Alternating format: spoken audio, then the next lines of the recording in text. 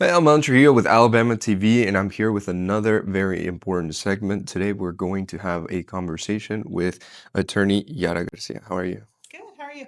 Doing great. To start, would you mind telling us a little bit about your experience as an attorney? Absolutely. So I have been an attorney for 2 years. Prior to that, I was in law school for 3 years, and I got my undergrad in criminal justice as well. So my experience since I finished law school and took the bar has been primarily practicing immigration and family law that kind of go hand in hand. Okay. And why did you decide to specifically specialize in family and immigration law? So for me, it's a topic that's actually very near and dear to my heart. I am a daughter of two immigrant parents that came here illegally in the 80s. During that time, the country where we're from, which is Nicaragua, was at war, and they came here to seek a better life for me and my siblings. I was actually born in California, but I saw their struggle when they were undocumented, and at one point they were even deported, and we all had to move to Nicaragua. So as a child that witnesses, I can understand the importance of, immigration and, your family. Okay. Thank you for sharing that story. And um, something that I've also noticed uh, within this field is that people claim to know what they're doing without having the correct licensing, saying that they're public notaries, etc. What is your opinion on that? Yeah, so it is actually something that I see often. A lot of the clients I represent today are victims of misinformation from different notaries that said they were preparing the documents and were going to file them. And maybe they just never actually submitted them to the court, or maybe they didn't update addresses so that the client could be notified of the court date. So at that point, they miss the court date, they have deportation orders. And generally, there's no consequences to the notario or the public notary that prepared these documents, even if they did it correctly or not. The one that suffers the consequences is the person that's in removal proceedings. Yeah, I've actually had many cases like that come across our desk in our business. So I know that's a big topic. Now, a little bit more towards current events. How have you noticed changes in the way that the federal government and the state are enacting immigration laws? Yeah. So when I started practicing immigration, I was still under the Biden administration. There was many regular practices that we were doing to close out cases, to adjust people. They're no longer available now. As soon as President Trump took office, the administration changed completely. And things that we were allowed to do previous to January 20th, we were no longer able to do. A lot of discretion has been removed. And DHS, which is the Department of Homeland Security, has been very aggressive in pretty much objecting to any type of solution that we try to provide for our clients. Okay.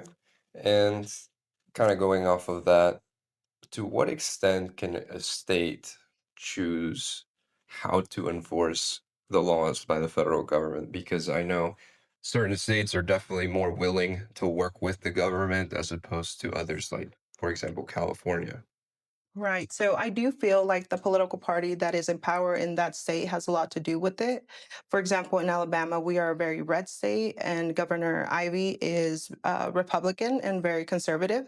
That has a lot to do with it. I do also feel like we have maybe not seen as much of immigration enforcement in this state, because the reality is that Alabama is a very poor state. Mm. So we just don't have the resources to have all these new immigration agents and stuff like that, like other states do. But I do think that just being conservative overall, not really open to the immigration reforms, has a lot to do with how they implement the immigration laws. Okay. And as far as other changes, I know asylum seekers was a big topic of discussion lately. Has there been any changes regarding asylum seekers? So there has not been any changes about asylum seekers. It is still a very viable option for clients who want to apply for asylum. It should be well known that you have 1 year from the date you enter the country to apply for asylum for you to have a timely filing, and they're still being processed, and they're still being approved in some courts. Of course, we're in the South, so it's a lot harder to get them approved. But in places like California, places like Virginia, even, it's a lot easier to get these asylum cases approved. Okay. And for other programs that were already in place, like TPS or DACA, are those programs still going? Okay, so those are two very different programs. But yes, DACA is still available for those who have already been approved by DACA. No new applications are being accepted.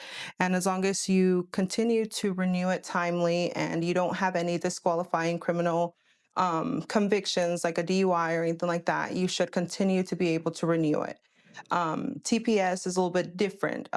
Different countries have availability to apply for TPS, and that availability is being removed. So, TPS for Honduras, for example, that has been in place since the early 90s, is no longer an option. They are no longer renewing them, they're no longer accepting applications. Now, TPS for Venezuelans who was designated in 2021, that one has been completely eliminated and it is only active until November 7th of this year. The designation for 2023 has been paused while it's currently being argued in court because a Northern California judge stopped that termination. So that one's still kind of pending, but no new applications are being taken at this point. Okay. And how's the process for those that um, cross the border with asylum seekers but knew that they wouldn't qualify and never asked for it? If they get um, if they get caught, how fast is their progress compared to somebody else that has been here longer? So, what you're referring to, I believe, is the people that had been here for less than 2 years. If they were detained, they would be what's considered an expedited removal. So, everything would move faster and they would be deported sooner. At this point, due to an order of the Supreme Court that has stopped, so they are not being removed expeditedly, but um, they do need to have something in place. If the case is dismissed, it doesn't mean that they will be deported. It just means that they have nothing in place to prevent them from being deported. Okay. And what about someone that has been here maybe a little bit longer? Let's say 10 years.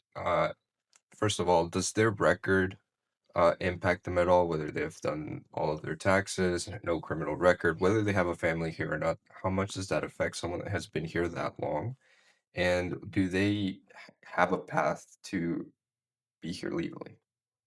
Yes. So being here, the time that you have been here has a lot to do with what applications you're eligible to apply for. So, for example, somebody who has been here for over 10 years has good moral character, has filed their taxes, has US citizen children or a spouse, they have the eligibility of applying for what's called a 42B cancellation of removal.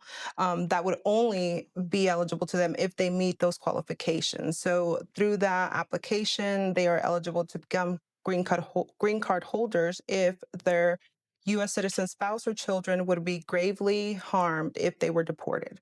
Now, that wouldn't be an option available for somebody who has been here for less than 10 years. Also, can you tell me about the recent change that has been there with people being held in custody and their bonds? Yes. So that was a decision that was made recently by the Board of Immigration Appeals, which states that if you entered without inspection, you are no longer eligible to apply for a bond. People who came in with a visa would still be eligible for a bond. That does not guarantee that they would be released in bond, but at least they have that eligibility. This is a case that is still being fought in court, and we should know a little bit more about if it's going to continue after October 8th, when is the next hearing. But currently, no one that entered without inspection is eligible. So people should not be paying an attorney or a notario to submit any documents for a bond because they're not even being heard at this time. Okay. Well, thank you so much for the information. I hope that when we have more information around the bonds, you can come back on here and tell us a little bit more about that. I know that currently there's a lot of confusion and a lot of changes that are happening. I would be more than happy to consult. My phone number is 205 377 7070. Well, thank you so much for being here. I hope that we can have many more conversations like this. And if you want to find many other segments just like this, please follow us on all of our social medias. Thank you for watching.